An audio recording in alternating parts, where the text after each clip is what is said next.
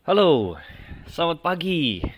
Salam Maranatha saya ucapkan kepada semua pendengar Mutiara Kebenaran yang saya kasih dalam Tuhan. Saya Dr. Sifan Ansen Liao, dan pada pagi hari ini saya sedang di depan Alkitab dan juga di depan komputer saya sedang merekam acara kita Mutiara Kebenaran. Kalau Anda mendengarkan ini bukan pagi hari tapi siang atau malam hari, sama saja. Baik itu siang ataupun malam, saya ucapkan salam damai sejahtera dalam Yesus Kristus Tuhan kita. Dan saya harap Anda siap untuk belajar firman Tuhan, karena itu yang akan kita lakukan pada hari ini. Dan sobat kebenaran yang saya kasih Tuhan, kita akan membuka Alkitab kita nanti di dalam 1 Samuel pasal yang ke-23. Kalau Anda secara tidak sengaja menemukan seri atau khotbah ini dan Anda belum pernah ikut sebelumnya, ketahuilah ini adalah acara kita Mutiara Kebenaran. Dan kita sebut acara kita Mutiara Kebenaran karena di dalam acara ini kita menghargai kebenaran begitu luar biasa, bagaikan mutiara yang begitu indah, sebagaimana perumpamaan Tuhan Yesus di dalam Matius pasal 13, bahwa ada orang pedagang yang mendapatkan mutiara yang begitu indah sehingga dia rela menjual segala miliknya untuk mendapatkan mutiara yang berharga itu. Dan mutiara yang berharga itu adalah kebenaran, saudara Tuhan. Dan kebenaran ada di dalam Alkitab, ada di dalam firman Tuhan. Oleh karena itu, kita berfokus kepada Alkitab, kita berfokus kepada firman Tuhan, kita berfokus kepada teks. Dan kita mau melakukan itu secara sistematis supaya kita bisa mempelajari semuanya. Dan ini adalah suatu hal yang sangat indah. Bergereja itu penting, berjemaat itu penting. Saya selalu mengajarkan bahwa orang Kristen perlu berjemaat dengan rutin, dengan setia. Namun, kadang-kadang saya juga sebagai seorang gembala sidang di GBI Agrave di Sunter, Jakarta, dan saya tahu bahwa kadang-kadang pada hari Minggu sulit bagi kita untuk mempelajari seluruh Alkitab karena ada begitu banyak bahan di Alkitab, dan pada hari Minggu kita harus khotbah penginjilan, kita harus khotbah macam-macam, banyak topik yang harus dibicarakan. Nah, oleh karena itu orang Kristen yang sudah semakin dewasa, sudah semakin bertumbuh di dalam Tuhan, sangatlah baik bagi mereka untuk mempelajari Alkitab secara sistematis. Untuk itulah program Mutiara Kebenaran ini dibuat, saudara Tuhan, supaya kita bisa belajar firman Tuhan secara sistematis, sehingga ada banyak perikop-perikop yang mungkin tidak akan pernah dikhotbahkan pada hari Minggu, karena mungkin terletak di Perjanjian Lama, dan terutama karena kita Mutiara Kebenaran belajar Perjanjian Lama, jadi ada banyak kisah-kisah, ada banyak perikop-perikop yang mungkin seorang pengkhotbah tidak akan pikir, oh hari Minggu saya akan khotbah dari sini. Ya, tapi karena kita mempelajari secara sistematis dari Kejadian sampai dengan Maleakhi, jika Tuhan berkenan nanti, maka kita akan membahasnya. Ya, mungkin tidak semua perikop kita bahas dengan waktu yang panjang, tapi kita membahasnya, kita menyinggungnya. Kita ada sedikit menjelaskan, berkomentar tentang hal-hal yang mungkin sulit atau menyambungkannya dengan bagian firman Tuhan yang lain. Dan itu menurut saya adalah hal yang sangat penting bagi orang Kristen. Kita perlu pernah baca Alkitab minimal satu kali, bahkan satu kali itu sudah minimal sekali. Kalau Anda sudah baca satu kali, baca lagi 2, 3, 4, 5 dan seterusnya lagi. Dan kita semua perlu untuk memahami, sebenarnya bukan hanya membaca tapi memahaminya. Ya, dan tentu kalau Anda sudah ikut acara kita dari banyak sesi yang lalu, Anda tidak asing lagi dengan semua ini, dan Anda sudah siap tentunya, saya harap, dengan Alkitab Anda di tangan, karena saya berharap Anda bisa membaca bersama dengan saya. Memang kalau terpaksa sekali Anda bisa saja mendengarkan, misalnya Anda sedang menyetir atau Anda sedang melakukan hal lain, Anda bisa mendengarkan, tapi sangat baik sekali kalau Anda bisa sambil membuka Alkitab. Jadi di depan Anda ada Alkitab dan kita bisa belajar bersama-sama. 1 Samuel pasalnya yang ke-23, saudara Tuhan. Dan ada 28 ayat saya lihat di sini. Kita akan baca, tapi sebelum kita baca, kita akan berdoa terlebih dahulu. Bapa di surga, kami mengucap syukur Tuhan untuk kasih setia pada kami, dan kami mengucap syukur tidak putus-putus ya Tuhan. Itulah kehendak-Mu, karena itulah yang benar Tuhan, bahwa segala berkat telah Kau limpahkan kepada kami di dalam Putra-Mu Yesus Kristus. Dan Tuhan, salah satu berkat yang indah yang ingin kami nikmati saat ini adalah memiliki firman-Mu yang adalah terang dan pedoman bagi kami. Sungguh betapa indah firman-Mu ini. Tolong kami Tuhan, biarlah itu menjadi pelita bagi kami, menjelaskan banyak hal bagi kami. Bantu hamba sendiri yang akan menguraikan dan semua pendengar yang akan mendengarnya. Hamba tidak tahu kapan, namun Engkau tahu Tuhan. Dalam situasi mereka masing-masing, dalam kondisi mereka masing-masing, Engkau yang memakai firman-Mu untuk mengajar, menguatkan, menghibur, menegur, dan memberikan berkat kepada mereka. Kami berdoa dalam nama Yesus Kristus. Amin. Kita akan baca, ini menyambung tentunya kisah tentang Daud. Kita tidak asing lagi dengan Daud, dan Daud sedang dalam fase di mana dia dikejar-kejar oleh Saul, dan dia terakhir dia lari ke gua Adulam itu di pasal 22, dan Saul karena dia sulit sekali, dia tadinya pikir bahwa dia akan dengan gampang membunuh Daud, namun ternyata sangat sulit sekali Daud ini dibunuh, sehingga Saul frustrasi dan dia melampiaskan kekesalannya itu dengan membunuh seluruh keluarga dari Ahimelek, yaitu imam besar pada saat itu. Ini suatu kekejian yang sangat luar biasa. Ini bisa dibilang salah satu perbuatan Saul yang paling parah, paling keji yang dia buat. Ya, itu ada di pasal 22 di situ. Oke, dan masuk ke pasal 23, kita baca dulu 5 ayat pertama. Diberitahukanlah kepada Daud, begini, ketahuilah orang Filistin berperang melawan kota Kehila dan menjarah tempat-tempat pengirikan. Lalu bertanyalah Daud kepada Tuhan, apakah aku akan pergi mengalahkan orang Filistin itu? Jawab Tuhan kepada Daud, pergilah, kalahkanlah orang Filistin itu dan selamatkanlah Kehila. Tetapi orang-orang Daud berkata kepadanya, ingatlah, sedangkan di sini di Yehuda kita sudah dalam ketakutan. Apalagi kalau kita pergi ke Kehila melawan barisan perang orang Filistin. Lalu bertanya pula lah Daud kepada Tuhan. Maka Tuhan menjawab dia firman-Nya, bersiaplah, pergilah ke Kehila, sebab aku akan menyerahkan orang Filistin itu ke dalam tanganmu. Kemudian pergilah Daud dengan orang-orangnya ke Kehila. Ia berperang melawan orang Filistin itu, dihalaunya ternak mereka dan timbulkannya kekalahan besar di antara mereka. Demikianlah Daud menyelamatkan penduduk Kehila. Oke, jadi apa yang baru saja kita baca di sini menggarisbawahi apa yang sudah sempat kita bahas di pasal 22 yang lalu. Masih ingat di pasal 22, di 5 ayat pertama di pasal 22, jadi satu pasal sebelum ini, kita sempat membahas bahwa sebenarnya Daud itu sudah dalam kondisi yang, kalau istilah orang sekarang PW ya, saya di waktu zaman saya kuliah dulu sudah berapa puluh tahun yang lalu sempat populer istilah ini, mungkin sampai sekarang masih populer juga. Sudah PW itu sudah posisi wena katanya begitu. Jadi Daud itu sudah enak di gua Adulam waktu itu. Di gua itu dia terlindung dari Saul, sulit dicari dan lain sebagainya. Tapi Tuhan menyuruh dia untuk keluar ke Yehuda begitu. Perhatikan kilas balik lagi ke pasal 22 ayat 5, di mana Tuhan menggunakan seorang nabi, yaitu Nabi Gad. Nabi Gad datang kepada Daud dan berkata, jangan tinggal di gunung saja, jangan sembunyi saja istilahnya, jangan istilahnya membenamkan diri, pokoknya mementingkan, yang penting saya nggak ditemukan oleh Saul, tidak, tapi kamu harus pergi ke tanah Yehuda. Dan kenapa Tuhan menyuruh Daud seolah-olah meninggalkan tempat yang lebih aman, meninggalkan kubu, meninggalkan gua untuk pergi ke tempat yang lebih terbuka, di mana dia berpotensi untuk diserang oleh Saul dan ditemukan oleh Saul. Dan jawabannya adalah ada di pasal 23 di sini, yaitu bahwa Tuhan tidak ingin Daud sambil dia lari dari Saul, sambil dia dalam fase hidupnya di mana dia menjadi buronan ini, Tuhan tidak mau Daud hanya memikirkan dirinya sendiri saja, saudara Tuhan. Tuhan ingin bahwa dalam kesusahannya sekalipun, di dalam masa-masa pencobaan dia, di mana dia sedang dalam kesulitan seperti ini, Tuhan ingin Daud tetap berkarya. Tuhan ingin Daud tetap memikirkan orang lain dan melayani, saudara Tuhan. Dan Daud tidak bisa melakukan itu kalau dia kerjaannya hanya diam di gua saja selama bertahun-tahun begitu.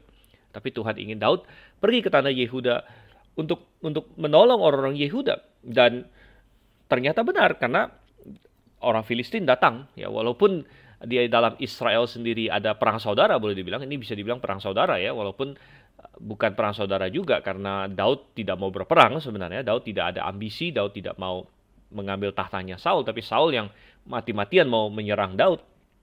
Tapi ada konflik internal di antara Israel, bukan berarti Filistin lalu diam-diam saja begitu. Filistin justru mengambil kesempatan ini sebagai good opportunity, sebagai kesempatan yang sangat baik sekali untuk menyerang Israel, dan kota yang diserang oleh mereka adalah Kehila di sini.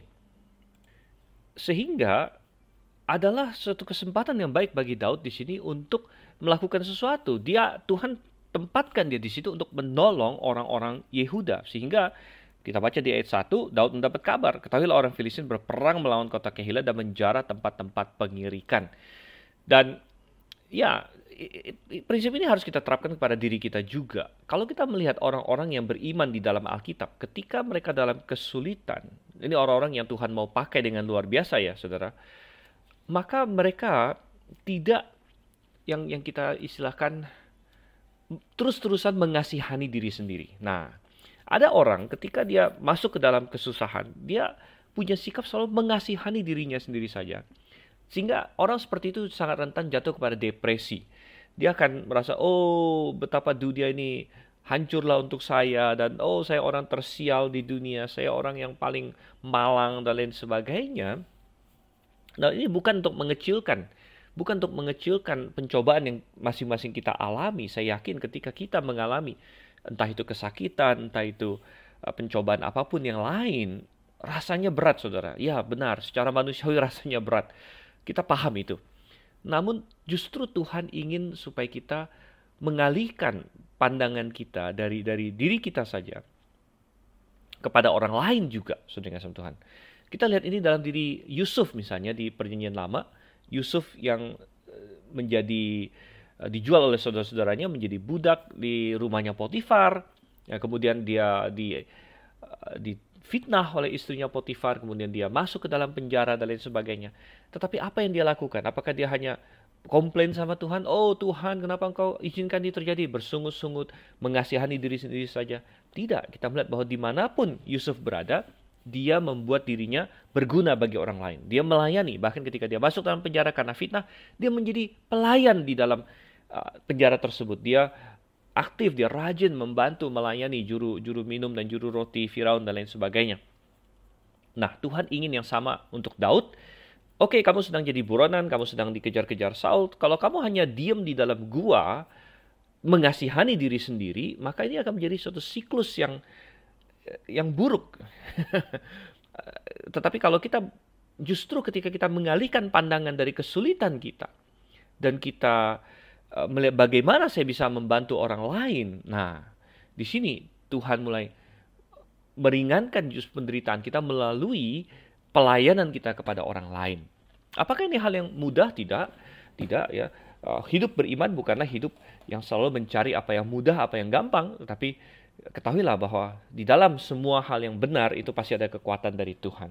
Mungkin kadang-kadang berpikir, bagaimana kalau saya sedang sakit? Ya kan, kalau saya sedang sakit kan saya tidak bisa melayani orang lain. Oke, memang kalau kita sedang sakit mungkin kita tidak bisa secara fisik pergi melayani orang lain dan sebagainya. Tetapi satu hal yang bisa kita lakukan saat kita sakit adalah kita berdoa untuk orang lain. Nah, jadi tentu kita berdoa untuk diri kita sendiri juga. Kita minta Tuhan tolong sembuhkan kita. Namun jangan kita hanya sekedar mengasihani diri sendiri. Aduh penyakit saya parah sekali dan sebagainya. Sekali lagi bukan untuk mengecilkan penderitaan kita masing-masing, saudara yang kasih Tuhan. Tapi kita justru berkata, oke, ya Tuhan sudah begitu baik untuk saya. Ada orang-orang lain yang butuh hal yang lebih berat. Mungkin kita berdoakan untuk keselamatan orang lain. Kita doakan untuk kesakitan orang lain, untuk pekerjaan Tuhan dan lain sebagainya. Ya, dan ini berlaku juga untuk kesusahan-kesusahan lain yang kita alami, saudara. Mungkin ada yang sedang dalam kesusahan ekonomi dan lain sebagainya. Nggak apa-apa, itu adalah fase dalam hidup yang kadang-kadang kita lalui. Dan mari kita tetap berkata, apa yang Tuhan ingin saya lakukan dalam situasi saya saat ini, gitu. Di 1 Samuel 23 ini kita melihat bagaimana Daud. Ya, Daud, oke, dia sedang jadi buronan, dia dalam situasi yang parah di sini. Tapi ketika dia melihat ada keperluan, ada orang Israel yang butuh bantuan, segera dia merespon. Di ayat 2 kita membaca, dia bertanya kepada Tuhan, apakah kau pergi mengalahkan orang Filistin itu? Jawab Tuhan pada Daud, pergilah, kalahkanlah orang Filistin dan selamatkan Kehilah. Di sini kita melihat Daud melakukan suatu hal yang sangat baik sekali, di mana dia meminta tuntunan dari Tuhan. Ini sangat penting ya, dia minta tuntunan dari Tuhan. Dan ini sangat penting, tapi meminta tuntunan dari Tuhan bukanlah tuntunan yang sudah ada di dalam Alkitab.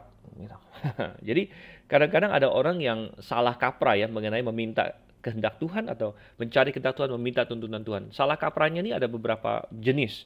Misalnya, hal-hal yang sudah jelas di dalam Alkitab, itu tuntunan Tuhan sudah jelas. Tidak perlu lagi kita minta sebenarnya. Misalnya, kita tidak perlu bertanya, Tuhan, apakah Engkau ingin aku taat kepada firman-Mu mengenai jangan berzina? Gitu. Oh, itu sudah jelas dengan Tuhan. Itu nggak perlu diminta tuntunan lagi. Jadi, misalnya Anda tergoda, misalnya ada seorang laki-laki, lalu seorang perempuan yang bukan istri Anda, lalu menawarkan misalnya istilahnya hubungan ini ya, suami istri dan lain sebagainya, yang tidak sah tentunya.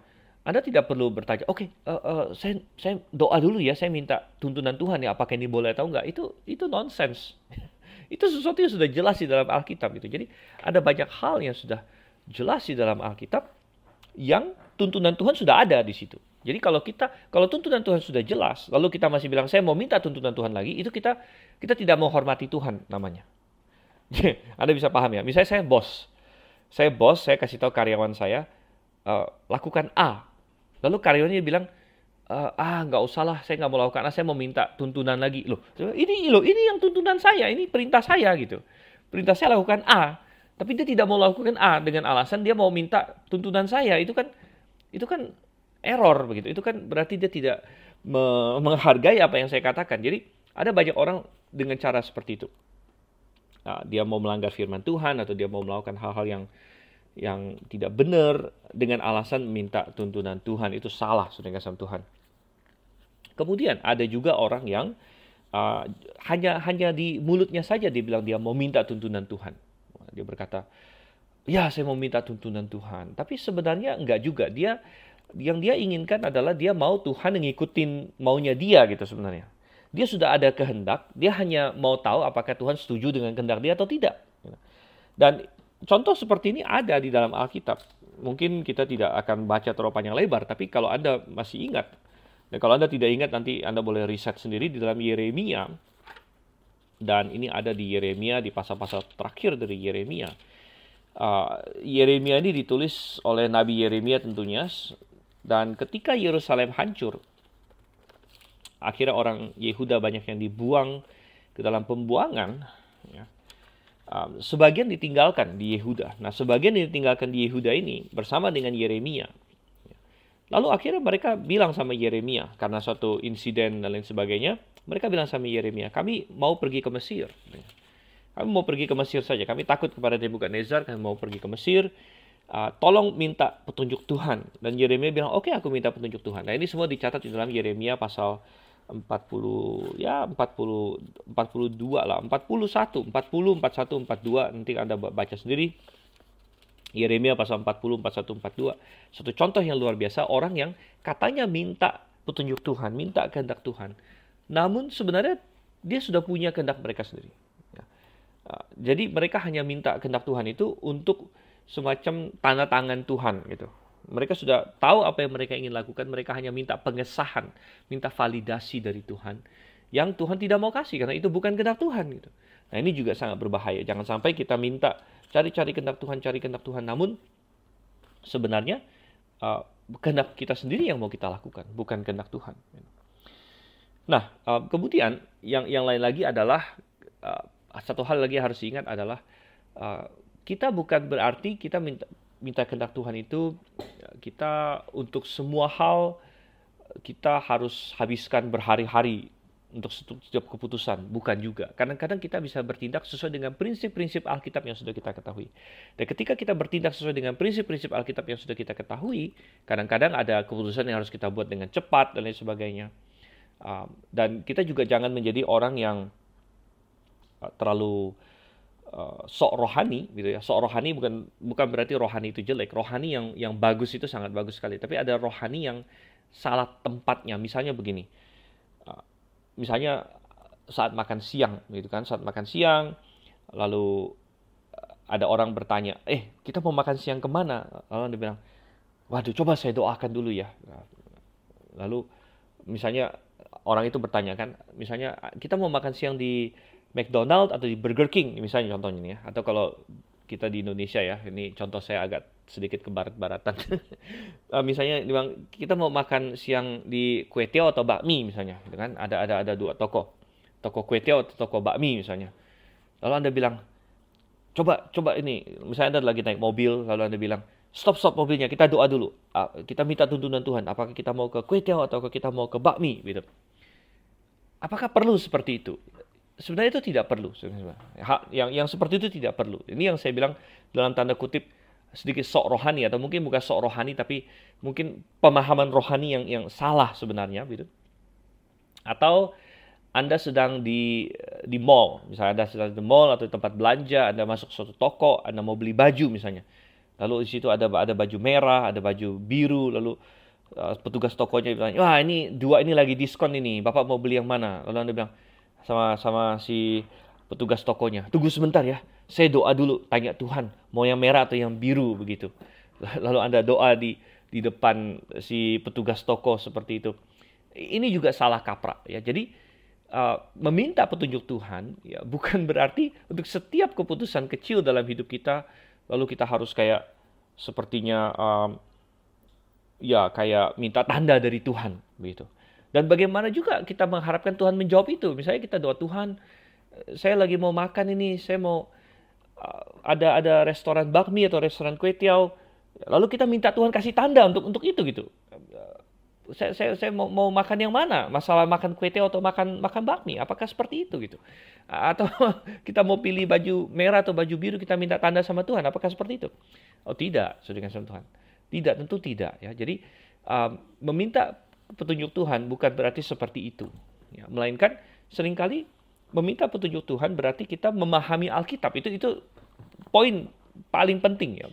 Jadi sekali lagi meminta petunjuk Tuhan berarti memahami Alkitab, ya, itu saja sudah mencakup kebanyakan kasus. Kebanyakan kasus itu sudah bisa kita selesaikan kalau kita paham Alkitab. Karena ada kehendak Tuhan yang sudah nyata dalam Alkitab. Kemudian ada prinsip-prinsip yang nyata dalam Alkitab. Dan Alkitab juga memberikan prinsip kebebasan kepada kita. Itu salah satu prinsip. Jadi ada hal-hal yang Tuhan intinya berkata silakan. Gitu. Silakan kamu yang pilih. Gitu. Ada hal-hal yang Tuhan bebaskan bagi kita untuk kita pilih. Ya, kadang-kadang Tuhan ada Tuhan bekerja melalui keinginan kita ya dan sifat dan kepribadian kita masing-masing, nggak ada yang salah di situ. Ya, baju warna merah, baju warna biru nggak ada masalah begitu. Ya, kecuali salah satu misalnya seorang perempuan kan ada baju putih, ada baju hijau misalnya. Itu masalah warnanya nggak terlalu masalah. Tapi kalau misalnya salah satu bajunya terbuka, sangat terbuka misalnya, sehingga tidak sopan. Nah, dia bisa memakai prinsip Alkitab dan berkata, oh, ya walaupun misalnya baju yang warna putih ini diskon dan diskonnya lebih besar, tapi karena saya di dalam Alkitab saya tahu bahwa seorang perempuan Kristen misalnya harus berpakaian dengan baik dan sopan, maka yang baju yang satu ini dia tidak terlalu sopan. Dia tidak terlalu sopan, dia terlalu terbuka dan lain sebagainya. Maka saya tidak akan memilih ini. Nah, itu benar. Dan tidak perlu juga berdoa dulu 5 menit, 10 menit minta tanda dari Tuhan begitu. Dia mau pilih baju yang mana? Ya bukan seperti itu. Melainkan dia menggunakan prinsip-prinsip Alkitab yang ada, yang sudah dia pahami dan dia memutuskan gitu. Dan itu adalah contoh mengikuti petunjuk Tuhan pada hari ini. Nah, kembali ke teks kita di 1 Samuel pasalnya yang ke-23 di sini. Jadi Daud. Kita bertanya, bagaimana dengan Daud? Daud waktu itu kok sangat spesial ya. Daud di sini menghadapi situasi yang sangat spesial, di mana tidak ada prinsip Tuhan yang bisa dia pakai di sini. Jadi ini adalah situasi yang spesifik, ya kan? Apakah dia akan pergi berperang melawan orang Kehila atau tidak begitu? Dan untuk itu dia berdoa sama Tuhan. Dan tidak ada salahnya untuk hal-hal yang memang tidak ada prinsipnya dalam Alkitab. Ada keputusan-keputusan besar yang harus kita perbuat. Kita berdoa sama Tuhan, itu adalah hal yang sangat bagus. Anda misalnya memutuskan, misalnya seorang anak muda, dia mau tamat SMA, dia bingung mau masuk jurusan mana, dia berdoa sama Tuhan. Gitu. Oke, itu adalah hal yang bagus. Dia berdoa sama Tuhan, dia minta tuntunan Tuhan, minta Tuhan kasih dia hikmat, minta Tuhan buka jalan dan tutup jalan. Itu bagus sekali, Ya. Nah, Tuhan menjawab Daud di sini di ayat yang kedua. Dia jawab Tuhan pada Daud, pergilah kalahkanlah orang Filistin dan selamatkanlah Kehila. Nah, bagaimana cara Tuhan menjawab Daud pada waktu itu? Tuhan menjawab Daud pada waktu itu melalui nabi kemungkinan besar, Jadi pada waktu itu Tuhan menggunakan nabinya, dia menjawab. Hari ini karunia bernubuat sudah berhenti. Jadi Tuhan tidak menjawab dengan cara demikian lagi. Bagaimana hari ini Tuhan menjawab? Ya dengan banyak cara tadi saya katakan. Yang seperti yang sudah kita bahas. Tuhan menjawab kita dengan cara menunjukkan kepada kita lebih jelas dari firman-Nya. Ada prinsip-prinsip tertentu. Misalnya ada dua pilihan yang harus kita buat. Ya. Tapi kita doa sama Tuhan. Tuhan bisa singkapkan. Bahwa ternyata yang salah satu ini, pilihan A ini, ada elemen-elemen tertentu yang kurang cocok dengan firman Tuhan. Tuhan bisa singkapkan itu kepada kita. Melalui suatu penemuan gitu kan. Bahwa ternyata saya dengar opsi A ini ada begini-begininya loh begitu. Nah itu kan terbuka karena kita berdoa. Kita minta Tuhan kalau memang engkau tidak mau aku ke sini, ya nyatakanlah atau lain sebagainya. Ya, kalau engkau mau aku ke sini, ya, nyatakanlah. Tuhan bisa menjawab dengan berbagai hal. Gitu. Bukan lagi dengan nabi tentunya, bukan lagi dengan suara dari sorga, bukan dengan mimpi. Gitu. Kita tidak mencari pewahyuan yang spesifik seperti itu, tapi Tuhan ingin kita menggunakan akal budi kita, menggunakan pemahaman kita. Itu pemahaman kita. Jadi memang beda di dalam perjanjian lama dengan perjanjian baru. Karena perjanjian lama itu disebut sebagai masa kanak-kanak sebenarnya. Di masa kanak-kanak, misalnya seorang anak, dia tidak diharapkan bisa melakukan semuanya sendiri. Jadi dia masih harus sedikit disetir-setir oleh orang tuanya. Ya, misalnya anaknya mau pergi ke mana, orang tuanya, oke, kamu belok kanan, ya, kamu belok kiri dan sebagainya. Tapi ketika dia sudah tambah dewasa, orang tuanya tidak lagi bilang belok kanan, belok kiri, tapi tinggal kasih prinsip saja. Dan ketika dia sudah memahami prinsipnya, dia bisa menentukan. Ya, nah itu yang kita bahas tadi. Di perjanjian baru ini, Tuhan ingin kita memahami prinsip dari firman Tuhan. Dan kemudian kita menerapkannya di dalam keputusan-keputusan kita. Ya, tentu kita tetap berdoa sama Tuhan. Tentu kita minta Tuhan tuntun jalan kita. Gitu. Dan kadang-kadang Tuhan juga menuntun melalui nasihat-nasihat dari orang-orang sekitar kita. Dari input-input yang masuk dari orang-orang yang mengasihi Tuhan juga, yang rohani, ya, mereka bisa memberikan masukan yang indah kepada kita. Gitu. Oke, jadi itu pelajaran yang indah ya mengenai mencari kehendak Tuhan. Dan Daud di sini dia melakukan hal yang bagus, dia mencari kehendak Tuhan. Tuhan bilang, oke, pergi kalahkan orang Filistin. Ya.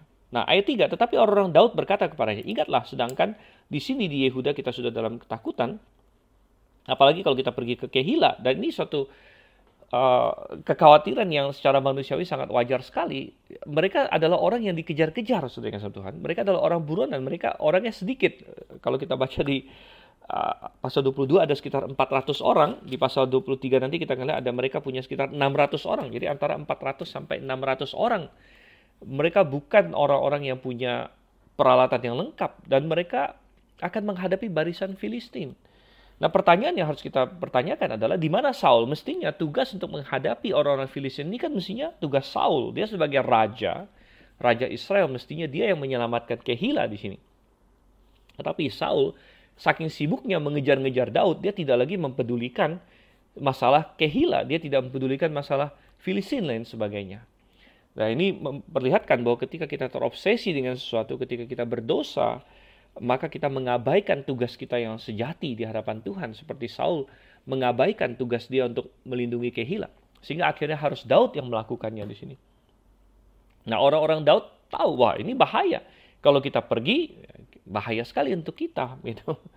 Nah dan Daud kembali mengkonfirmasi kepada Tuhan. Jadi Daud bukan orang yang tidak mempedulikan kata-kata orang-orangnya. Ya, jadi satu pelajaran yang sangat berharga di sini ya bagi kita semua bahwa Daud adalah seorang pemimpin yang mendengarkan orang-orangnya juga. Itu sehingga ketika orang yang berkata, "Oh, bahaya ini. Kalau kita pergi ke sana itu sangat bahaya bagi kita. Kita mengekspos diri kita sendiri, kita jadi ketahuan kita ada di mana, kita membahayakan nyawa kita." Dan Daud bukan orang bodoh, dia paham semua hal itu. Dan dia mengkonfirmasi sekali lagi kepada Tuhan di sini. Sesuatu hal yang sangat berbahaya dikonfirmasi lagi kepada Tuhan. Dan Tuhan menjawab dia katanya, bersiaplah pergilah ke Kehila sebab aku akan menyerahkan orang Filistin itu ke dalam tanganmu katanya sini. Dan karena sudah dikonfirmasi 2 kali oleh Tuhan, maka Daud tidak ragu-ragu lagi untuk pergi saudara sama Tuhan. Dan ini mengajarkan kepada kita juga walaupun Daud mendengarkan orang-orangnya, namun dia bertindak sebagai pemimpin. Dia bertindak sebagai pemimpin dan pemimpin kita harus melakukan apa yang benar, bukan hanya sekedar apa yang diinginkan oleh orang banyak. Bukan hanya sekedar apa yang memuaskan orang banyak, tetapi kita melakukan apa yang benar, saudara yang kasih Tuhan. Ini adalah suatu pelajaran bagi para pemimpin. Dan puji syukur bahwa Daud adalah pemimpin. Dia adalah kapten di atas pasukannya, di atas orang-orangnya. Itu kita baca di pasal 22 ayat 2. Bahwa ia menjadi pemimpin mereka, katanya pasal 22 ayat 2. Dan sebagai pemimpin, dia menampung kekhawatiran mereka, tapi dia tidak membiarkan kekhawatiran mereka itu mendikte dia, karena dia tahu apa yang benar untuk dilakukan. Dan demikian juga di dalam jemaat lokal. Sebenarnya ini adalah suatu ilustrasi yang bagus sekali untuk jemaat lokal. Jemaat lokal, kalau dibilang demokrasi, ya mestinya demokrasi, tapi juga bukan demokrasi seperti negara, di mana kalau demokrasi dalam negara, ya istilahnya presiden itu kan kayak dipilih terus dan sebagainya. Tidak demikian dengan jemaat lokal, di mana jemaat lokal adalah kepemimpinan. Kepemimpinan di mana ada gembala sidang, orang yang Tuhan panggil untuk melayani dia di situ. Nah, kekuasaan tertinggi tetap ada pada jemaat memang. Ya, karena kalau seorang gembala itu menyimpang, kalau seorang gembala keluar dari firman Tuhan, ya jemaat bisa mendisiplinkan dia. Jemaat bisa berkata, engkau sudah menyimpang, engkau sudah menentang firman Tuhan, dan engkau harus mundur dan sebagainya. Bisa. Jadi seorang gembala bukan diktator, ya, bukan seorang raja. Tapi saudara yang kasih Tuhan, seorang gembala juga bukanlah hamba dari manusia. Dia adalah hamba Tuhan. Oleh karena itu, dia harus memimpin jemaatnya. Bukan dia mengikuti semua mau jemaatnya, sekalipun itu menentang firman Tuhan. Kadang-kadang masyarakat itu atau orang banyak tidak tahu apa yang terbaik untuk dirinya sendiri. Ya, kadang-kadang seorang pemimpin harus berkata, aku tahu yang benar, aku tahu yang alkitabiah, aku tahu yang sesuai dengan kehendak Tuhan. Seperti Daud di sini berkata, tidak ya, walaupun ini berbahaya, tapi ini adalah kehendak Tuhan dan saya akan memimpin kita. Mari kita lakukan kehendak Tuhan. Jadi itu yang penting untuk dipahami di sini. Oke. Dan hasil akhirnya adalah kita baca di ayat yang kelima bahwa Daud menyelamatkan Kehila di situ. Kita baca lagi sekarang ayatnya yang ke-6 sampai dengan ayatnya yang ke-13. Ketika Abiatar bin Ahimelek melarikan diri kepada Daud di Kehila, ia turun dengan membawa efod di tangannya. Kepada Saul diberitahukan bahwa Daud telah masuk Kehila. Lalu berkatalah Saul, Allah telah menyerahkan dia ke dalam tanganku. Sebab dengan masuk ke dalam kota yang berpintu dan berpalang, ia telah mengurung dirinya. Maka Saul memanggil seluruh rakyat pergi berperang ke Kehila dengan mengepung Daud dengan orang-orangnya. Ketika diketahui Daud bahwa Saul berniat jahat terhadap dia, berkatalah ia kepada Imam Abiatar, bawalah efod itu kemari.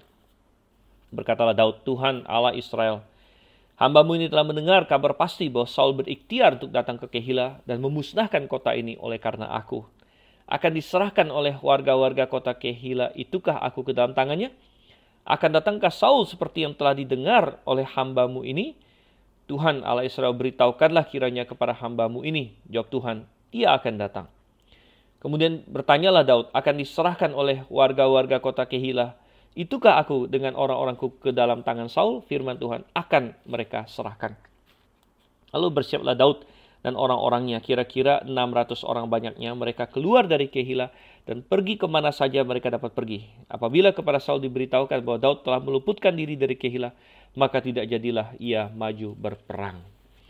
Oke, setelah Daud menyelamatkan Kehila, kita melihat di sini. Di ayat 6 ada dikatakan Abiatar datang kepada Daud, dan Abiatar ini adalah anak dari Ahimelek. Sebenarnya kita sudah baca itu di pasal 22, tapi ini memberitahu kita bahwa momen kedatangan Abiatar kepada Daud itu adalah ketika Daud di Kehila di sini. Dan dia membawa efod di tangannya. Membawa efod adalah satu baju spesial yang hanya boleh dipakai oleh imam pada waktu itu, dan ada efod yang spesial, yaitu efod yang dipakai oleh imam besar. Dan efod yang dipakai oleh imam besar itu sangat spesial karena di dadanya ada 12 permata melambangkan suku-suku Israel, dan kemudian 12 permata itu disematkan di bagian depan pada semacam kantong, dan di dalam kantongnya ada dua benda yang namanya Urim dan Tumim. Dan Urim dan Tumim juga adalah cara Tuhan untuk menjawab orang Israel pada zaman itu.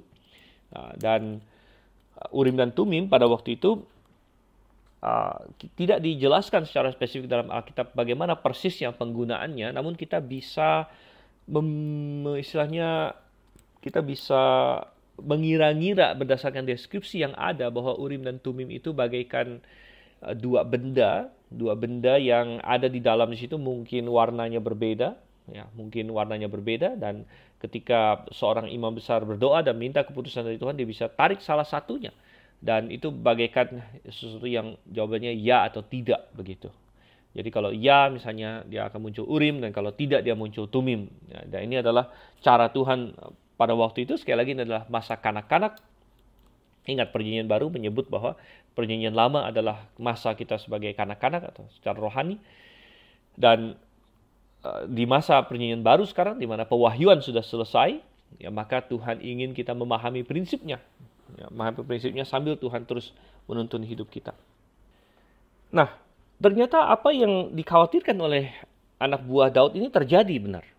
Bahwa Saul akhirnya tahu, ternyata Daud ada di Kehila.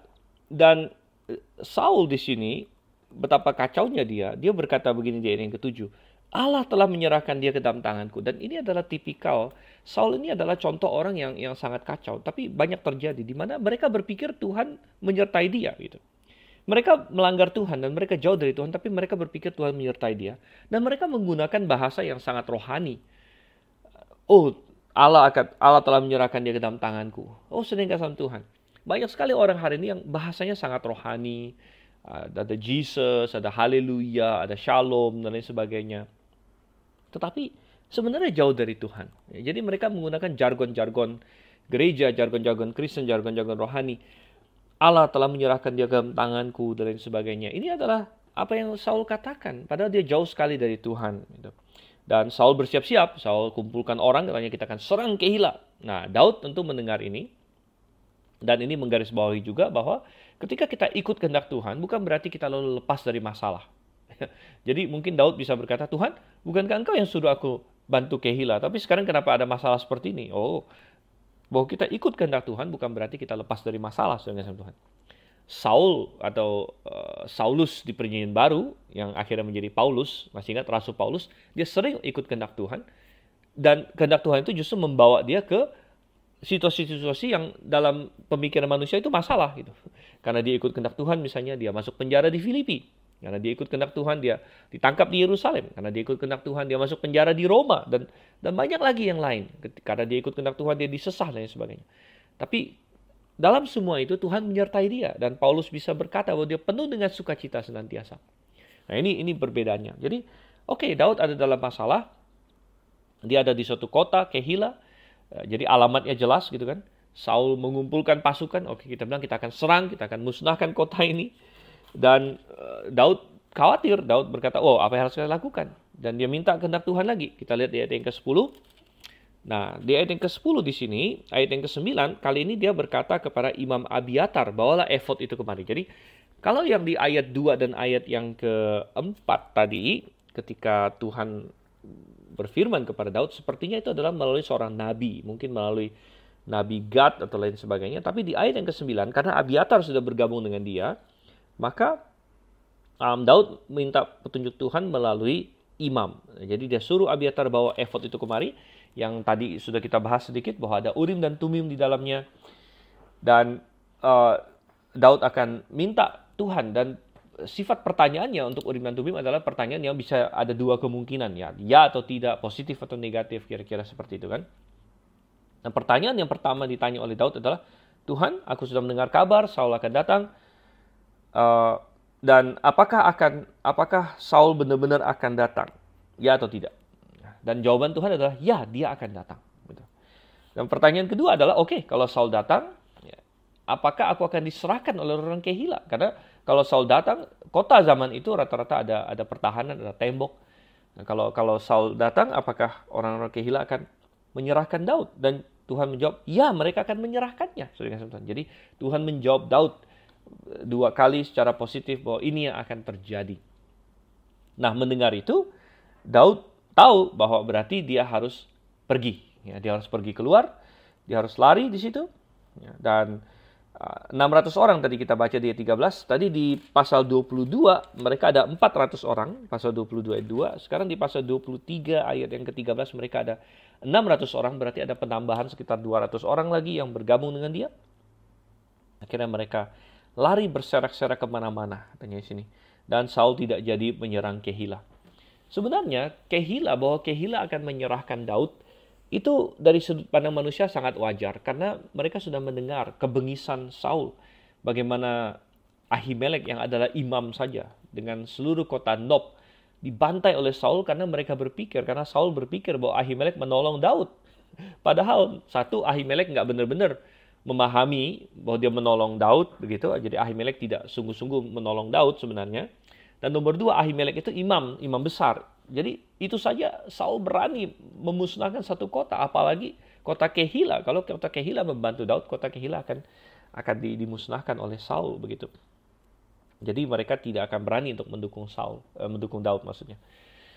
Nah, akhirnya mereka lari, Saul tidak jadi datang. Nah, pertanyaannya adalah, loh kok Saul tidak jadi datang? Apakah berarti apa yang Tuhan nubuatkan itu salah? Karena perhatikan di ayat yang ke-11 kan, waktu Daud tanya sama Tuhan, apakah Saul akan datang? Ayat 11 terakhir jawab Tuhan, ia akan datang. Sedangkan di ayat 13, Saul tidak jadi datang. Jadi apakah nubuat Tuhan itu gagal, saudara Tuhan? Oh, tidak, saudara Tuhan. Melainkan ini adalah justru suatu ilustrasi yang sangat bagus sekali mengenai pengetahuan Tuhan di sini. Nah, saya harus sedikit membahas masalah teologis yang agak sedikit mendalam sebenarnya. Saya ada menulis tentang masalah ini juga. Kalau Anda tertarik, Anda bisa lihat di website Grafe, ya di www.grafe-ministry.org. Ada tulisan-tulisan mengenai ini, mengenai kedaulatan Tuhan, mengenai kemahatauan Tuhan. Bahkan saya sedang menulis buku juga tentang ini. Dan saya tidak tahu kapan Anda mendengarkan sesi Mutiara Kebenaran ini. Moga-moga sudah selesai waktu saya sudah selesai menulis buku itu.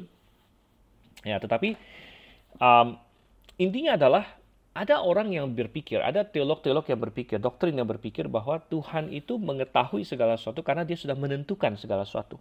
Dan ini kita sebut sebagai determinisme. Ini dianut oleh teologi seperti Calvinisme. Nah, jadi Calvinis atau Calvinisme itu memahami bahwa Tuhan sudah menentukan segala sesuatu. Jadi semua yang terjadi, dan ini diakui oleh John Calvin sendiri, namanya saya Calvinisme kan. Jadi mengambil dari nama John Calvin, juga oleh gereja-gereja yang menganut Calvinisme. Salah satunya adalah pengakuan iman Westminster. Mereka mengatakan bahwa Allah sudah menentukan semua yang terjadi. Jadi semua tindakan manusia, semua tindakan yang bukan manusia juga, misalnya binatang ataukah pergerakan planet, pokoknya semua, termasuk yang manusia lakukan, termasuk pikiran manusia, semua sudah ditentukan oleh Tuhan gitu. Dan kadang-kadang mereka berargumen adalah begini, kan Tuhan sudah tahu semuanya katanya. Tuhan sudah tahu semuanya sejak kekekalan, dan karena Tuhan sudah tahu semuanya sejak kekekalan, maka tidak mungkin lagi manusia melakukan berbeda dari yang Tuhan ketahui itu. Gitu. Ya, tidak mungkin lagi manusia melakukan apa yang selain dari yang Tuhan ketahui. Jadi sebagai contoh begini, misalnya hari ini saya masuk kantor pakai baju batik misalnya. Tapi bisa saja tadinya saya masuk kantor dengan baju kaos misalnya. Jadi saya mau pakai baju kaos atau mau pakai baju batik. Waktu saya habis mandi tadi pagi, saya berpikir saya mau pakai batik atau mau pakai kaos begitu. Nah, tetapi bukankah pilihan saya sudah diketahui Tuhan sejak kekekalan? Bukankah pilihan saya sudah diketahui sejak kekekalan oleh Tuhan? Misalnya Tuhan sudah tahu bahwa saya memakai batik, saya pilih batik tadi pagi. Maka bukankah dengan demikian tidak mungkin lagi saya memilih kaos? Gitu. Karena kalau saya memilih kaos, maka berarti Tuhan salah. Gitu. Karena Tuhan sudah tahu saya bakal memilih batik. Nah. Jadi kalau saya pilih kaos, berarti pengetahuan Tuhan salah dan pengetahuan Tuhan tidak mungkin salah. Oleh karena itu, saya tidak mungkin memilih selain dari apa yang Tuhan ketahui. Saya akan pilih. Gitu. Ya, itu adalah apa yang dipahami oleh Calvin, adalah argumen mereka. Gitu. Jadi, dengan demikian mereka berkata, pengetahuan Tuhan, kemahatauan Tuhan membuat Tuhan menentukan apa yang saya pilih. Tuhan sudah tahu bahwa saya akan memilih batik, maka ketika momennya tiba, maka saya sudah harus dan pasti memilih batik. Ya. Dan saya tidak memiliki kemungkinan untuk memilih yang lain. Saya tidak mungkin pilih kaos. Gitu. Tapi saudara yang Tuhan, ini adalah cara yang salah untuk memandang kemahatauan Tuhan. Kita percaya bahwa Tuhan Maha Tahu. Saya juga mengamini Tuhan Maha Tahu. Tetapi Tuhan Maha Tahu bukan karena Tuhan menentukan apa yang kita lakukan dalam kaitan dengan manusia. Tentu ada banyak hal yang Tuhan tentukan. Kita tidak sangkal itu. Tuhan menentukan hukum alam, Tuhan menentukan pergerakan bulan, planet-planet, bintang, dan sebagainya. Itu semua Tuhan tentukan, gak ada masalah. Tetapi bagaimana dengan tindakan-tindakan manusia yang berkehendak bebas? Tindakan-tindakan manusia yang berkehendak bebas tidak Tuhan tentukan. Kenapa? Karena tindakan-tindakan manusia ini memiliki ramifikasi moral, artinya Tuhan akan tuntut tanggung jawabnya. Manusia bisa memilih untuk berdosa. Jadi apakah Tuhan menentukan manusia berdosa? Kita bilang tidak. Nah, Calvinis akan mengatakan ya, bahwa Tuhan menentukan manusia itu berdosa. Itu yang pengajaran Calvinis. Karena segala sesuatu ditentukan oleh Tuhan. Gitu. Tapi kita bilang tidak. Ya. Tindakan-tindakan manusia tidak ditentukan oleh Tuhan, tapi diketahui oleh Tuhan. Dan ini berbeda, gitu, Bang. Karena Tuhan bukan mengetahui karena dia menentukan. Tuhan mengetahui karena dia Maha Tahu. Artinya Tuhan sudah tahu apa yang akan kita lakukan. Bukan karena dia menentukan apa yang akan kita lakukan itu. Kembali ke ilustrasi tadi mengenai seseorang yang akan pilih pakai baju apa. Dia mau pilih pakai baju batik atau dia mau pilih pakai baju kaos misalnya. Nah, katakanlah dalam momen di dalam waktu dia memilih batik, ya, dan kita bilang oke, sejak kekekalan Tuhan sudah tahu dia akan pilih batik. Apakah itu berarti dia tidak punya pilihan untuk pilih kaos? Oh tidak, dia tetap punya pilihan untuk pilih kaos. Ya, kalau dia memilih kaos, berarti pengetahuan Tuhan salah dong? Tidak. Kalau dia pilih kaos, maka Tuhan dari kekekalan sudah tahu dia akan pilih kaos, begitu. Nah, ini yang sangat perlu untuk dipahami sekali. Dan apa yang tercatat di dalam 1 Samuel pasal 23 ini sangat mengilustrasikan hal ini. Ketika Tuhan berkata kepada Daud, Saul akan datang. Jelas bukan Tuhan yang menentukan Saul untuk datang. Karena akhirnya Saul tidak jadi datang, saudara Tuhan. Jadi ini adalah pemahaman Tuhan. Tuhan tahu apa yang akan Saul lakukan kalau misalnya. Gitu kan? Kalau misalnya ini, dan ini. Kalau misalnya Daud tetap tinggal di Kehila, Saul akan datang. Dan kalau misalnya Daud tetap di Kehila, maka orang-orang Kehila akan menyerahkan Daud. Jadi ada kata kalau di depannya. Ini adalah kontingensi istilahnya dalam bahasa filosofi. Adanya kemungkinan gitu. Jadi Tuhan tidak menentukan Daud harus tinggal atau dia harus pergi. Ya, dan Tuhan juga tidak menentukan Saul harus datang atau harus pergi. Tapi Tuhan tahu apa yang mereka akan lakukan. Kalau Daud tinggal, Saul akan melakukan ini. Jadi Tuhan tahu itu adalah kemahatauan Tuhan. Jadi dari sini kita belajar dan menyimpulkan bahwa kemahatauan Tuhan bukanlah Tuhan menentukan manusia berbuat apa, tapi Tuhan mengetahui manusia akan berbuat apa tanpa menentukan apa yang manusia akan lakukan itu. Nah, bukan berarti Tuhan hanya pasif saja, berarti karena lalu ada diserang lagi. Oh, berarti Tuhan kamu pasif. Tidak, Tuhan tidak pasif. Tuhan tentu tetap berdaulat. Dia bisa saja tahu apa yang Saul mau lakukan, tapi dia berdaulat untuk mengizinkannya terjadi atau tidak. Jadi manusia sering mau melakukan ini, mau melakukan A, B, C, D, tapi Tuhan bilang tidak. Aku tidak izinkan kau melakukan ini. Nah, itu bisa juga. Gitu ya. Jadi Tuhan tetap berdaulat di atas segala-galanya. Oke, kita lanjut lagi sekarang ayat yang ke-14. Maka Daud tinggal di padang gurun di tempat-tempat perlindungan. Ia tinggal di pegunungan di padang gurun Zif. Dan selama waktu itu Saul mencari dia, tapi Allah tidak menyerahkan dia ke dalam tangannya. Daud takut karena Saul telah keluar dengan maksud mencabut nyawanya. Ketika Daud ada di padang gurun Zif di Koresa, maka bersiaplah Yonatan, anak Saul, lalu pergi kepada Daud di Koresa. Ia menguatkan kepercayaan Daud kepada Allah dan berkata kepadanya, janganlah takut, sebab tangan ayahku Saul tidak akan menangkap engkau. Engkau akan menjadi raja atas Israel dan aku akan menjadi orang kedua di bawahmu. Juga ayahku Saul telah mengetahui yang demikian itu. Kemudian kedua orang itu mengikat perjanjian di hadapan Tuhan. Dan Daud tinggal di Koresa, tapi Yonatan pulang ke rumahnya. Oke, jadi terpaksa Daud mengembara lagi dari tempat ke tempat di suatu daerah yang namanya padang gurun Zif. Perhatikan bahwa Saul begitu giat mencari dia. Dia tidak bergiat untuk pekerjaan Tuhan yang lain. Dia tidak bergiat untuk menyerang orang Filistin, untuk melindungi kota-kota Israel. Dia bergiat mencari Daud. Bahkan dia pergi, ya, dari hari ke hari dia keluar untuk mencari Daud, mencabut nyawanya. Tapi perhatikan, Tuhan Allah tidak menyerahkan dia ke dalam tangannya, tidak menyerahkan Daud. Ini yang tadi saya katakan, kedaulatan Tuhan. Ya, manusia bisa punya kehendak, tapi Tuhan menentukan berhasil atau tidak. Gitu. Ini yang kita percaya dengan Tuhan. Ya, manusia bisa mau A, mau B, mau C, tapi Tuhan yang menentukan. Kamu sampai di sini, kamu batasnya sampai sini, dan ini adalah kedaulatan Tuhan. Oke, dan kita lihat lagi di sini. Satu pelajaran yang sangat indah lagi mengenai persahabatan Yonatan. Yonatan sungguh adalah sahabat yang sangat indah. Dia datang dan apa yang Yonatan bawa? Ya, kita tidak tahu semuanya. Mungkin dia ada bawa bekal sama Daud, mungkin dia ada bawa apalagi yang lain. Namun yang paling penting adalah yang dikatakan di ayat ke-16, yang menguatkan kepercayaan Daud kepada Allah. Sebagai seorang sahabat, ini adalah hal yang terbaik yang bisa Anda lakukan. Kalau Anda menguatkan kepercayaan seorang kepada Allah, Anda adalah sahabat sejati orang tersebut. Kalau Anda melemahkan kepercayaan seorang kepada Allah, Anda adalah orang yang merusakkan dia, orang yang menjerumuskan dia. Tetapi Yonatan di sini. Jadi kita melihat bahwa persahabatan mereka tidak hilang.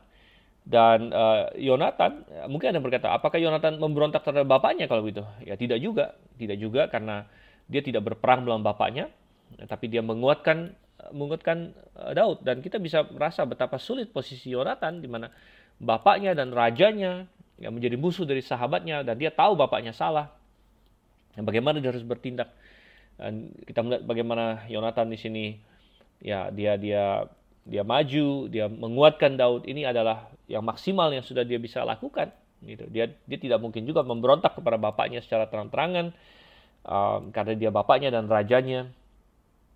Ya, tapi Yonatan tidak mau terlibat dalam kesalahan Saul. Dia tidak mau mengatakan bahwa Daud salah. Dia terus mendukung Daud. Saya yakin kepada anak buah Saul yang lain, Yonatan terus memuji Daud dan mengatakan kebenaran, dan dia di sini mendatangi Daud. Ini adalah pertemuan mereka yang terakhir. Dan kita melihat di ayat yang ke-17 bagaimana Yonatan berkata bahwa kamu akan menjadi raja. Ayahku pun tahu akan hal itu. Jadi Saul tahu akan itu, tapi dia terus melawan. Dia tidak mau tunduk kepada kehendak Tuhan. Ya, ada orang yang sudah tahu kehendak Tuhan tapi tidak mau tunduk. Saul pun tahu, engkau akan menjadi raja. Nah, ini terbukti benar. Tetapi ada prediksi Yonatan yang salah, di mana dia berkata, aku akan menjadi orang kedua di bawahmu. Ini adalah angan-angan dan harapan Yonatan. Namun sayang sekali nanti kita akan temukan itu tidak akan bisa terlaksana karena Yonatan akan mati sebelum Daud menjadi raja di situ. Oke. Ayat 18 kita melihat bagaimana keduanya mengikat perjanjian. Ini sudah pernah mereka lakukan sebelumnya. Namun mereka memperkuat perjanjian mereka, dan mereka mungkin menambahkan hal-hal yang baru lagi. Ayat yang ke-19 kita baca. Tapi beberapa orang Zif pergi menghadap Saul di Gibea dan berkata, Daud menyembunyikan diri dekat kami di kubu-kubu gunung dekat Koresa, di bukit Hakila, di sebelah selatan padang belantara. Oleh sebab itu jika tuanku raja berkenan datang, silakanlah datang. Tanggungan kamilah untuk menyerahkan dia ke dalam tangan raja. Berkatalah Saul, diberkatilah kiranya kamu oleh Tuhan, karena kamu menunjukkan sayangmu kepadaku. Baiklah, pergi carilah kepastian lagi, berusaha mengetahui di mana dia berada dan siapa yang telah melihat dia di sana. Sebab telah dikatakan orang kepadaku bahwa ia sangat cerdik. Berusaha mengetahui segala tempat persembunyiannya. Kemudian datanglah kembali kepadaku dengan kabar yang pasti, dan aku akan pergi bersama-sama dengan engkau. Sesungguhnya jika ia ada di dalam negeri, maka aku akan meneliti dia di antara segala ribuan orang Yehuda. Ada orang yang setia seperti Yonatan, ada orang yang licik dan jahat seperti orang-orang Zif di sini. Orang-orang Zif, ya, mereka mendatangi Saul dan berkata, oke, kami tahu ada Daud dekat kami akan serahkan dia ke dalam tanganmu. Padahal mereka tidak punya permusuhan dengan Daud sebenarnya, tetapi ya barangkali mereka melakukan ini untuk mendapatkan sesuatu dari Saul, untuk menjilat Saul dan lain sebagainya. Dan Saul sekali lagi dengan bahasa yang super rohani, namun super kosong dan super munafik. Dia berkata, diberkatilah kiranya kamu oleh Tuhan, karena kamu menunjukkan sayangmu kepadaku. Oh, sayang sama Tuhan. Ini mengingatkan kita bahwa bahasa-bahasa yang seperti ini tidak menjadi standar, ya, melainkan kita harus melihat kebenaran seseorang. Kita tidak bisa hanya terpukau oleh, wow, dia sangat rohani sekali kedengarannya. Saul sangat rohani kedengarannya, saudara. Namun dia kacau balau. Nah, Daud ada menuliskan tentang ini di Mazmur. Kalau Anda buka Mazmur pasalnya yang ke-54. Di situ Mazmur 54 saya bacakan. Untuk pemimpin biduan dengan permainan kecapi, nyanyian pengajaran Daud. Ketika orang Zifi datang mengatakan kepada Saul, Daud bersembunyi kepada kami. Rupanya pengkhianatan dari orang Zifi ini cukup menggetarkan Daud sehingga dia sampai menulis Mazmur. Dia berkata ayat 3, Ya Allah, selamatkanlah aku karena namamu, berilah keadilan kepadaku karena keperkasaanmu. Ingat bahwa Daud tidak ada merugikan Saul, tidak ada merugikan orang Zif sama sekali. Ayat 4, Ya Allah, dengarkanlah doaku, berilah telinga kepada ucapan mulutku, sebab orang-orang yang angkuh bangkit menyerang aku. Orang yang sombong ingin mencabut nyawaku, mereka tidak mempedulikan Allah. Jadi baik Saul maupun orang Zif tidak peduli apa kehendak Tuhan. Mereka tidak peduli bahwa Tuhan ingin Daud menjadi raja. Tapi Daud berseru, sesungguhnya Allah adalah penolongku. Tuhanlah yang menopang aku. Biarlah kejahatan itu berbalik kepada seteru-seteruku. Binasakanlah mereka karena kesetiaanmu. Dan ini adalah hal yang sangat indah. Kembali ke 1 Samuel pasal yang ke-23. Ayat 24 sekarang. Lalu berkemaslah mereka pergi ke Zif mendahului Saul. Daud dan orang-orangnya ada di padang gurun Maon, di dataran di sebelah selatan padang belantara. Ketika Saul dengan orang-orangnya pergi mencari Daud, diberitahukanlah hal itu kepada Daud. Lalu pergilah ia ke gunung batu dan tinggal di padang gurun Maon. Saul mendengar hal itu lalu mengejar Daud di padang gurun Maon. Saul berjalan dari sisi gunung sebelah sini dan Daud dengan orang-orangnya dari sisi gunung sebelah sana. Daud cepat-cepat mengelakkan Saul, tapi Saul dengan orang-orangnya sudah hampir mengepung Daud serta orang-orangnya untuk menangkap mereka. Ketika seorang suruhan datang kepada Saul dengan pesan, segeralah undur sebab orang Filistin telah menyerbu negeri. Maka berhentilah Saul mengejar Daud dan pergi menghadapi orang Filistin. Itulah sebabnya orang menyebut tempat itu Gunung Batu Keluputan. Wow, saudara kasih Tuhan. Saya yakin bahwa dalam hidup Daud ada banyak insiden-insiden yang tidak tercatat bagi kita, yang sangat luar biasa ya. Salah satunya yang tercatat ini, bagaimana Saul kejar-kejar dia sampai ke padang gurun, sampai ke gunung batu. Bahkan di satu kesempatan katanya, mereka sudah sangat dekat sekali. Mungkin Saul, kalau Anda kata Saul tahu bahwa Daud hanya di sebelah sisi gunung yang satu itu. Dan kalau kita bicara gunung, di sini ini bukan bicara gunung besar ya, tapi semacam bukit. Gitu. Bahwa Daud hanya tinggal sebentar saja, dia sudah dekat sekali dengan Daud. Ya. Dan Saul tidak tahu hal tersebut.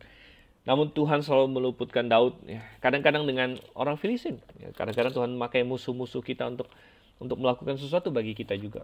Dan Tuhan memakai orang Filistin untuk membuyarkan pengejaran Saul. Dan ada orang kasih berita sama dia, orang Filistin menyerbu. Dan Saul, walaupun dia tidak begitu peduli dengan orang Filistin, mau nggak mau dia harus mengatasinya juga. Nggak mungkin juga dia cuekin terus gitu ya. Dan akhirnya dia lari dan orang bilang ini gunung batu keluputan. Benar, ini adalah intervensi Tuhan. Dan setiap intervensi Tuhan dalam hidup kita seharusnya mengingatkan kita semakin baik lagi akan kasih Tuhan dan tujuan Tuhan dalam hidup kita. Dan itu seharusnya menguatkan kita untuk berkata, ya Tuhan telah izinkan saya hidup, Tuhan telah bantu saya, Tuhan telah luputkan saya dari berbagai hal, dari pandemi, dari kesakitan, dari mara bahaya. Tuhan ingin saya melakukan sesuatu bagi dia. Saya akan melakukan itu. Saya akan bergabung dengan jemaat yang Alkitabiah. Saya akan aktif di dalam pelayanan. Saya akan mendukung jemaat-jemaat yang sesuai dengan firman Tuhan. Saya akan rajin memberikan persembahan dan persepuluhan. Dan saya akan rajin menginjil. Karena Tuhan punya tujuan untuk hidup saya. Dan seperti Tuhan punya tujuan untuk Daud, demikian juga untuk kita masing-masing. Baik, sampai di sini dulu pembahasan kita pada hari ini. Sungguh banyak sekali pelajaran di 1 Samuel 23 ini. Kita akan lanjutkan lagi di pasal 24 di sesi selanjutnya. Sampai berjumpa, saya Dr. Stephen Liao. Maranatha.